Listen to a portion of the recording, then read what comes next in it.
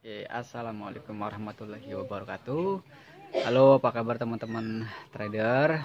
Pada kesempatan kali ini saya lagi di tempat ngopi yang lokasinya naik posisinya dari tempat rumah saya itu naik ke gunung kurang lebih sekitar perjalanan 30 menit dan lumayan curam juga untuk tempatnya.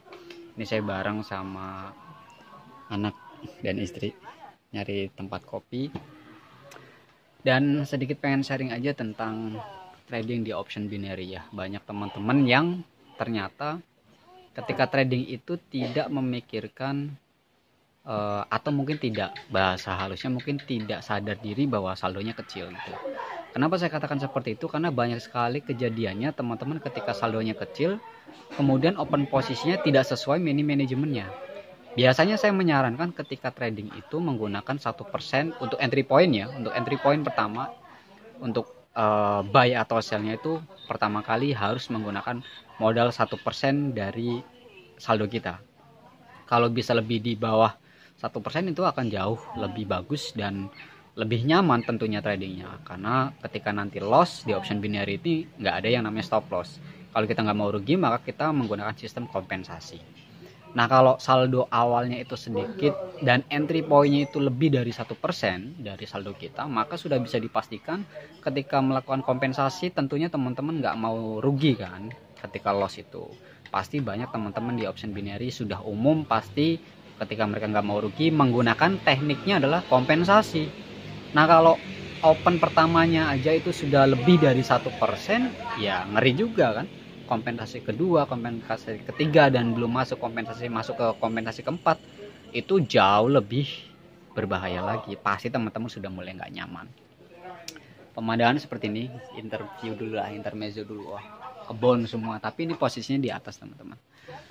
Nah, maka dari itu saya sih menyarankan untuk teman-teman, terutama pemula, kalau yang sudah tahu strategi atau mungkin sudah ahlinya di indikator, kemudian sudah ahlinya di kompensasi, artinya kenyamanannya sudah dapat untuk main strategi kompensasi, ya silakan saja, sah-sah saja, karena itu duit kalian. Tapi saya menyarankan seperti itu ya teman-teman.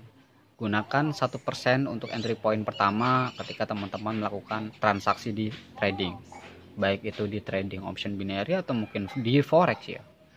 Itu sebenarnya nanti akan ketemunya di mental kita. Jadi kita kenyamanannya dalam trading itu dapat lah gitu. Jadi nggak perlu takut lagi gitu. Tapi kalau sudah open posisi di atas 1%, maka sudah bisa dipastikan teman-teman nggak bakal yang namanya menemukan tingkat kenyamanan dalam trading. Yang ada tuh deg-degan terus gitu. Kemudian yang akan saya bahas adalah apa ya, batasan kerugian lah ya. Jadi mau seperti apapun kalau teman-teman belum bisa memastikan pergerakan market ya, contohnya ini market kondisi lagi sideways atau bullish atau bearish, ketika teman-teman belum bisa memastikan kondisi seperti itu, saya pikir jangan trading dulu gitu, mending belajar dulu, pahami dulu fungsi dari indikator yang teman-teman gunakan, kemudian pahami juga di pola seperti apa candle itu akan naik atau di pola seperti apa candle itu akan turun. Nah, maka dari itu saya sendiri ketika menggunakan strategi tersebut selalu menggunakan beberapa indikator ya. Salah satunya misalkan saya menggunakan beberapa indikator, salah satunya osilator ya. Osilator kan banyak ya, ada MACD, ada awesome osilator, ada stochastic, ada RSI, kemudian masih banyak yang lain. Itu digunakan untuk entry point. Dan untuk follow the trendnya atau kita melihat pergerakan candle itunya itu menggunakan moving average ya. Sebenarnya kalau untuk melihat tren itu bisa aja kita menggunakan moving average sebagai pergerakan trennya tuh kita ngebacanya kemana nih, atau bisa menggunakan Bollinger Band, atau mungkin bisa menggunakan the alligator itu sebagai fungsi kita membaca arah tren. Karena saya biasanya ketika trading itu yang pertama adalah screening dulu.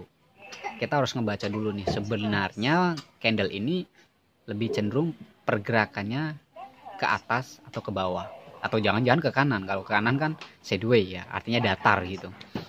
Nah, ketika saya sudah membaca pola dari pergerakan candle saat itu, maka saya akan menggunakan osilator ya sebagai entry pointnya.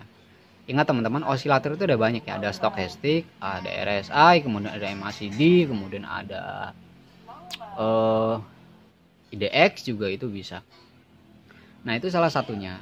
Nah, ketika sudah bisa menentukan arah tren, kemudian sudah bisa menentukan entry pointnya, ketika buy seperti apa, ketika sell seperti apa, maka hindari pola-pola seperti kondisi market yang sedang sideways.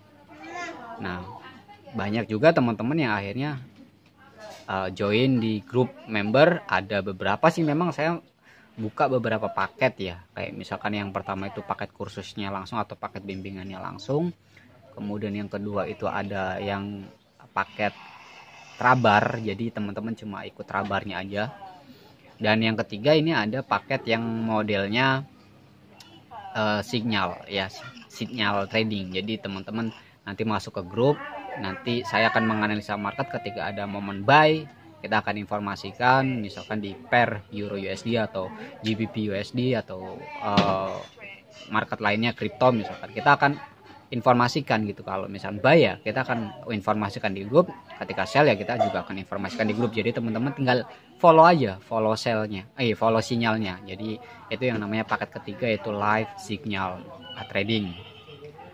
Kemudian paket yang keempat adalah paket robot. Nah, paket robot ini teman-teman cukup registrasi, siapkan modal awalnya minimal itu $500.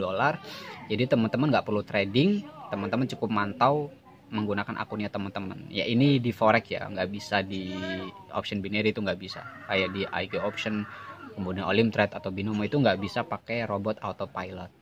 Maka di 4 paket itu banyak teman-teman yang memang ada yang tertarik di live sinyal tradingnya, ada juga yang ikut robot trading autopilotnya juga ada yang udah kursus di tempat saya juga ada, dan alhamdulillah banyak jadi solo trader. Dia lebih pede untuk open posisi dan ya alhamdulillah bisa profit konsisten meskipun targetnya kecil. Kenapa saya katakan targetnya kecil? Karena memang saldonya teman-teman yang sudah ikut kursus itu kecil gitu. Jadi kalau teman-teman sudah sadar diri bahwa saldonya kecil, ya target poinnya atau target profitnya juga harus logika dong, masuk akal gitu. Kalau nggak masuk akal, masa modal 100, misalkan modal 200.000 atau modal 500.000 pengen sehari dapatnya 2 juta, kan itu nggak masuk akal. Meskipun bisa-bisa aja, tapi nanti tingkat kenyamanan tradingnya teman-teman nggak bakal dapat. Nah, jadi mungkin itu sharingnya seperti itu aja dulu. Jadi mudah-mudahan ada sesuatu yang bisa teman-teman ambil dari ocehan saya gitu ya. Saya mau makan dulu, ini udah datang makanannya. Kita ada gorengan cuy, kopi ya, mendoan nih. Seperti itu dulu. Jangan lupa klik tombol subscribe dan aktifkan logo notifikasinya atau logo lonceng supaya teman-teman tidak ketinggalan untuk materi-materi berikutnya dari saya atau dari edukasi-edukasi yang saya berikan di channel YouTube ini. Terima kasih, selamat sore, see you next time and bye bye.